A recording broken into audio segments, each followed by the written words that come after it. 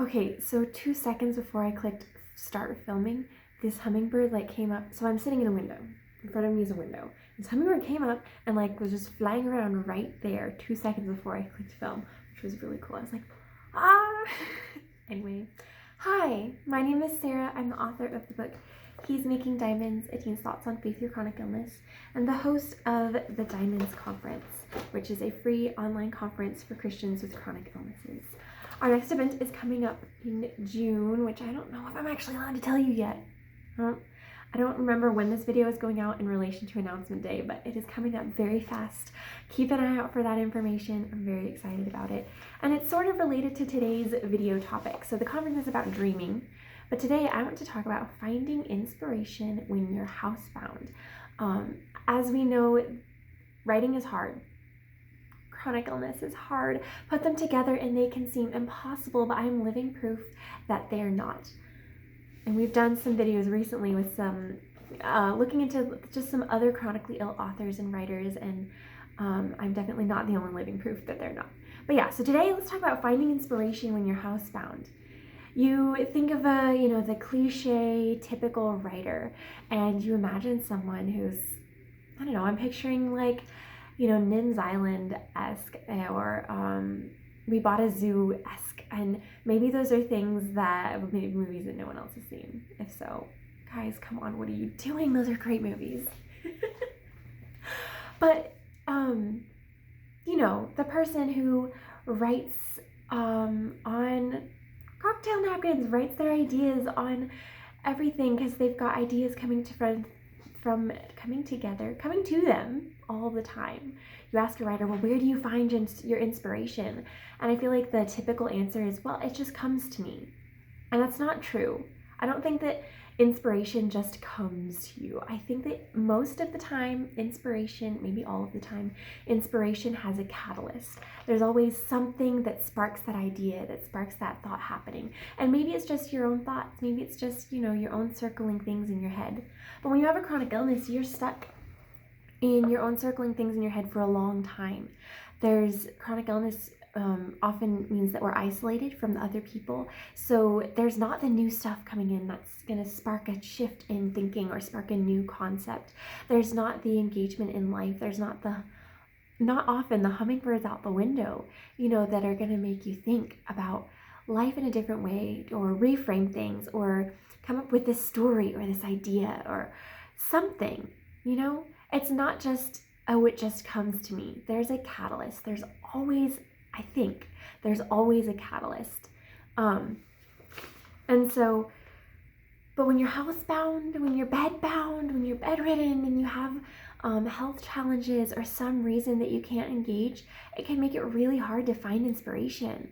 It can make it really hard to know what to write about because there's not new ideas. You write your ideas and then you're still circling around with the same ideas in your brain. And humans are meant to grow and to change and to develop and to think about new things. And so when it comes to writing, it can be really challenging when you don't have those new catalysts in your okay, the hummingbird is seriously distracting. It's so cool. In your life. And so, for me, I find inspiration from people. Most of my inspiration comes from conversations with people. But when I was really sick, I wasn't having conversations with people. I was in my bed, staring at the ceiling, talking to myself. And as much as that's fun, it's not quite as inspiring long-term as I was hoping for as a writer. So let's talk about some tips. How to find inspiration as a writer when you are housebound. So as I just said, I find inspiration from people, and I felt like there wasn't people around. But here's the thing. My first tip is to talk to people, to find inspiration from people, because there are some, most of the time, there are some. Maybe that means you have to be creative. Maybe that means you have to reach out to people online. Maybe that means you have to, start talking to your nurses, start talking to your doctors, start talking to them about things beyond just health stuff. Notice the details or watch their interactions with each other. Even if you're not engaged yourself, watch their interactions. Your family, I have a shirt that says, I'm a writer, anything you say or do maybe involved in a book or written a character or something like that. I don't remember what it is exactly, but my friend got that for me because I watch and I notice and I take in the details, and so there are often people around us. It just might take some creativity to find them, but they can be a great source of inspiration. And I really would encourage you to also ask these people questions. Spend your time when you're housebound, when you're bedridden, thinking about what good questions are. How do you get them to start sharing some things that are beyond the generic, like, oh yeah, I had work, it was fine. Oh yeah, I had school, it was fine. Like ask them interesting things. One question that I've enjoyed lately that I stole from my friend Bethany was, what are you thinking about? What have you been thinking about? What are you thinking about today? And that can it's so easy because it can be such a variety of answers. It can be something like, oh, this is my task list, my to-do list today. And if people want to go on, answer that more shallowly, they can. But it can be like, and it depends on the tone of voice you ask it in, but they can be like, well, this is what I'm thinking about. No one asks that. No one gets to share, oh, well, this is the deep life thoughts I have. That doesn't generally come up in conversation very easily. So make it come up in conversation more easily. Ask the questions that are going to really spark those new conversations, or ask about their hobbies and interests that you aren't really interested in, because that's, again, a different perspective, a different source of inspiration. So really ask questions. And then with that, write down your life questions, whatever they are. Maybe you're circling in your head. Maybe you've been thinking about the same thing for weeks, for months, for years. But what are the questions that you have when you go through something like, I don't know what the reason you're housebound is. A lot of my audience were talking about chronic illnesses, health challenges, but whatever it is, it can be hard. And when you go through something hard, it should spark questions. Often it does spark questions. And that's where my books have come from. Or the questions that I had, the questions that I wrote down in my journal, and saying the why questions. Why is this happening? Like, why me? Why now? Why this? Why, how do I survive this? How long is this going to last? Write down your questions.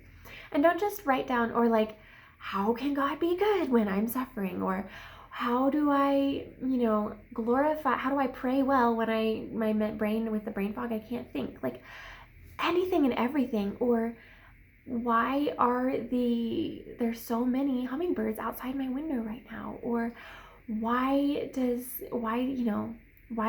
this family member do this particular mannerism when they think about this?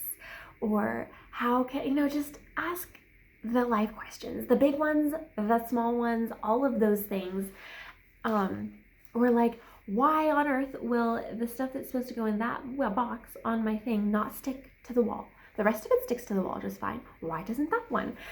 That might not seem at all interesting to you, and it's been on my mind, but it's not actually super interesting to me either. But at the same time, it's something that can spark inspiration as you think. Questions spark the thinking, which is a catalyst to inspiration. So ask your questions, write down your questions. Even if you don't want to just keep circling and thinking about them, write them down. Seeing them all out also can really change the way that you think about things, which will change the way that you write about things. So 2 more thoughts here. So we've got people, finding inspiration. So people, write your life questions. And then number 3 is a change of scenery. And this is kind of a typical thing that people give writers, like, oh, you don't know what to do? Okay, do something different. Go somewhere different. Do something unusual. And when you have a chronic illness, when you're bedridden, housebound, doing something different can be really hard. Like, on the one hand, our chronic illnesses are so unpredictable and there's always something different. But then on the other hand, how? Like, there's not a lot you can do. You're stuck in the same 4 walls and doing the same thing as much as you can so that you can maintain routine, so that you can maintain and manage symptoms and challenges. And so change of scenery can look like having your family move your mattress from that corner to that corner. And you know what? It is a different view. When you have been looking at the same thing all the time, even that is a hugely different view and can prompt different thoughts, different feelings, different processing. Move rooms, open the blinds or close them. Like, whatever it is, there's ways that change of scenery, even that small change of scenery, can be really powerful. Speaking from experience, And to someone who hasn't lived that, it might not make sense, but guys, it's true. And so then number 4, read, watch a movie.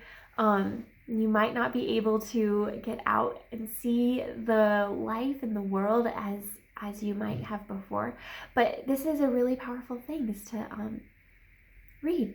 That lets you step into other worlds, into other people's thinking, into other perspectives and other thoughts. Or watch a movie, and again, you get to step into outside of your 4 walls. And that's really, really important for every writer, but especially those who are housebound. So I hope that this was helpful. Let me know below what helps you find inspiration, whether you're housebound or not. I would love some ideas. One of the way that I came up with this video was by taking my own advice, talking to someone, stepping out of my own thoughts and ideas and listening to her stories. So I will see you in the next video.